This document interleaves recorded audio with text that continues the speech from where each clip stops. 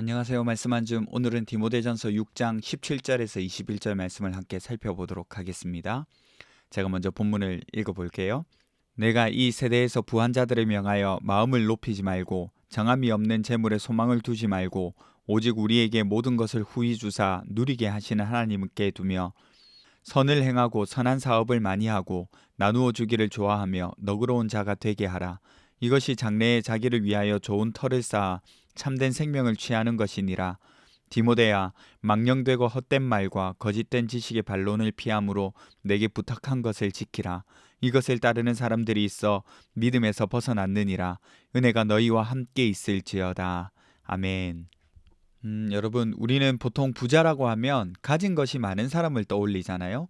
통장 잔고가 넉넉하고 선택의 폭이 넓고 어떤 급한 일이 있어도 충분히 대처할 수 있는 여유가 있는 사람. 그래서 삶의 불안이 적어 보이는 사람입니다. 그래서 우리는 그 여유 있는 삶을 부러워해요. 저 정도면 인생이 편할 것 같고 안전한 삶을 살 것 같으니까요. 그런데 오늘 본문에서 바울은 전혀 다른 질문을 던집니다. 우리가 동경하는 저 삶이 과연 안전한 삶인가? 이렇게 질문을 던져주는 거예요. 여러분, 오늘 본문에서 바울은 디모데에게 이렇게 말합니다. 이 세대에서 부유한 사람들에게 단단히 명하라. 이게 무슨 뜻입니까? 교회 안에 있는 부유한 사람들에게 정확하게 말하는 거예요. 한 가지 여기서 짚고 넘어가야 할 점은요. 바울이 교회에 부유한 사람이 있는 것을 문제 삼고 있지 않다는 겁니다. 우리는 종종 부유한 것, 이것이 문제가 된다고 생각을 하는데 그렇지 않습니다. 지난주 돈에 대해서도 말씀드렸지만 돈 자체가 문제가 되지 않아요. 문제는 돈을 사랑하는 욕망, 또 마찬가지로 부유한 것도 그 자체로는 문제가 되는 게 아니에요. 단지 그 부유함을 바라보는 사람의 생각과 욕망이 문제가 되는 거죠. 그래서 바울은 디모데에게 교회 내에 있는 부유한 사람들을 향해서 단단히 경고하라고 말합니다. 그러면 어떤 경고를 하고 있습니까? 먼저는요, 마음을 높이지 말라고 합니다. 이건 교만하지 말라는 거예요. 스스로를 높게 생각하지 말라는 거예요. 여러분, 부가 사람을 교만하게 만드는 이유가 뭘까요? 돈 자체가 나쁜 것이 아닙니다. 그러나 그 돈을 가지고 있는 우리는 착각을 할 수가 있어요. 이 정도면 하나님 없어도 되겠네. 이만큼 준비했으면 됐다. 내가 나를 책임질 수 있겠다. 이런 착각들을 불러일으키는 거죠. 그래서 언제인지 모르게 조용히 우리에게 우상이 되는 겁니다. 돈이 하나님의 자리를 꿰차는 거예요. 그래서 바울은 말합니다.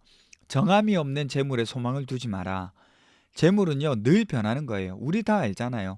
많을 수도 있고 적을 수도 있는 겁니다. 순식간에 사라질 수도 있습니다. 그런데 우리는 재물의 안정감을 바라고 살아가는 것, 그게 문제라는 거죠.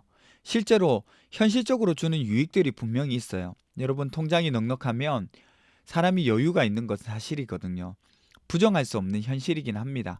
그런데 여러분, 성경은요, 우리에게 그 다음을 요구하고 있다는 걸 알아야 돼요. 통장이 넉넉한 데 대한 안정감이 우리의 안정감의 근원이 되면, 곧 다른 말로 말해서 우리가 느끼는 그 안정감의 전부가 되면 통장이 비면 우리의 안정감도 평안도 사라져 버리는 겁니다. 그렇지 않습니까, 여러분? 여러분이 가지고 있는 그 통장, 그 잔액만큼 안정감을 누릴 수 있는 거예요. 그러면 100만 원이 가진 사람이랑 1000만 원 가진 사람, 안정감이 다른 거예요. 여러분이 가지고 있는 부동산이 여러분의 안정감의 근원이 되면 여러분, 부동산의 시세가 오르락 내리락 하는 거에 따라서 여러분들의 안정감도 오르락 내리락 하는 거예요. 그런데 바울은 오늘 그 안정감의 근원을 옮기라는 겁니다. 보세요. 오직 우리에게 모든 것을 후히 주사 누리게 하시는 하나님께 두라. 우리의 소망을 없어질 재물에 두지 말고 영원한 하나님께 두라는 거예요. 어제 바울이 찬양하면서 하나님은 어떤 분이라 하셨어요? 하나님은 복되시다. 유일한 주권자이시다. 만왕의 왕이시다. 빛이시다. 그리고 영원한 권능이 있는 분이시다. 이렇게 찬양하고 있잖아요. 그런 하나님께 소망을 옮기라는 겁니다. 우리에게 모든 것을 후히 주사 누리게 하시는 하나님께 소망을 두라는 거예요. 흔들리지 않는, 없어지지 않는 그분께 안정감의 근원을 옮기라는 겁니다.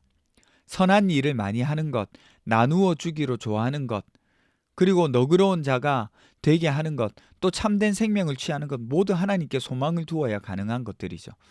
만약 우리 통장에 있는 숫자에 연연해 한다면 절대 할 수 없는 일입니다. 마지막으로 바울이 디모데에게 권면합니다. 망령되고 헛된 말을, 또 거짓된 지식의 반론을 피하라고요.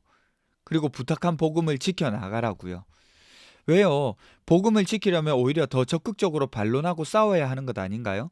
그런 영역이 분명히 필요하긴 합니다. 하지만 그것 또한 디모데의 목회 현장에서의 지식은 복음을 더 깊이 이해하기 위한 질문이나 연구가 아니었어요. 오히려 교회를 무너뜨리고 복음을 가진 사람들의 삶을 무너뜨리는 쓸데없는 말다툼이나 지식들입니다. 이런 지식들은 대할수록 머리만 아프고요. 교회는 세워지지 않는 거예요. 그래서 비켜서라는 거예요. 결국 디모데는 복음을 붙잡아야 했습니다. 여러분, 오늘 말씀을 통해서 우리는 어떻게 나아가야 할까요? 먼저 여러분은 무엇이 있어야 마음이 놓이는 사람인지 한번 질문해 보세요. 특히 오늘 부유함에 대해서 살펴봤는데 하나님을 믿는다는 고백이 실제로는 통장 위에서 이루어지고 있지는 않은지 생각해 볼 필요가 있습니다. 여러분, 하나님께 소망을 둔다는 것은요, 돈을 포기하라는 말이 아닙니다. 돈을 넘어서 그 돈을 주관하신 하나님께 소망을 두라는 거예요. 그래서 우리가 나누고 선한 일을 하는 것은요, 여유가 남아서 하는 행동이 아니라 소망이 옮겨졌음을 나타내는 일이기도 합니다. 크기의 문제가 아니에요. 여러분, 우리 삶의 소망을 하나님께 두셔야 합니다. 없어져 버릴 수 있는 곳에 소망을 두지 말고 없어져도 살게 하시는 영원히 변치 않는 하나님께 소망을 두는 것이 필요합니다. 우리 함께 기도하며 나가겠습니다. 첫 번째는요, 우리 안정감의 근원, 소망을 하나님께 옮기고 살 수 있게 해주세요. 두 번째는 복음을 지키며 붙잡고 살아갈 수 있는 지혜를 주세요. 우리 함께 기도하며 나가겠습니다.